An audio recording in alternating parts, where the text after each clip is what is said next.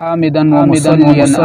أما بعد فقد قال الله تبارك وتعالى في كلامه المجيد وفرقانه الحميد فأعوذ بالله من الشيطان الرجيم بسم الله الرحمن الرحيم بل هو قرآن مجيد صدق الله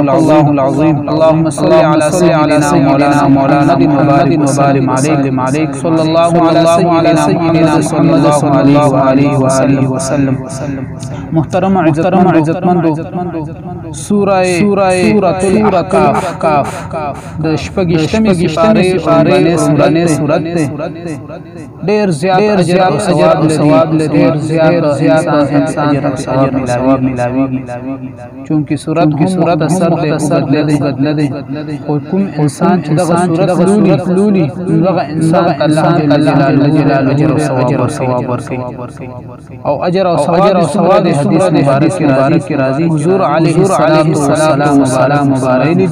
دي چې کوم انسان سورۃ الاحقاف لولي نو په دنیا کې څومره شګي دي یعنی داري ګناري شګي دي چې څومره هم دي د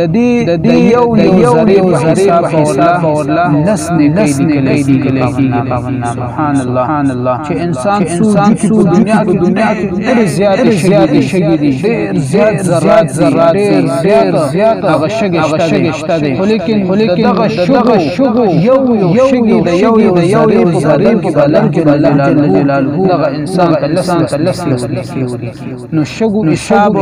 په کمپیوټر باندې ملامي کمپیوټر راجم کې او چې مرشولي نه په کمپیوټر کې شته بس دا صرف جلاله په قدرت کې شته دغه شګو حساب معلوم دی د هر شګي د هر ذره دغه الله جلاله لسنه کوي ورکی نو د دې حساب هغه په کمپیوټر او چې کوم د کمپیوټر باندې لیکيږي یا چې کوم لیپټاپ شو هغه ساينس ټیکنالوژي د حساب نشي کولای دا دومره عظیم صورت دی چې د استاد اولستلو پاک جل دومره اجر او ثواب ورکړي هغه د ساينس ټیکنالوژي والا نشي کولای دومره لوی اجر او ثواب لري پاک جل علماء ټول مسلمانان عمل کوي خیر او ما علینا الا البلاغ